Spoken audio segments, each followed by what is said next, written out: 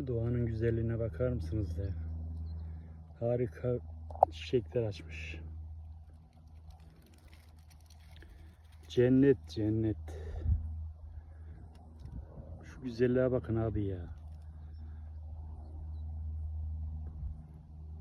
Bu cenneti görmeyen insanlara şaşıyorum.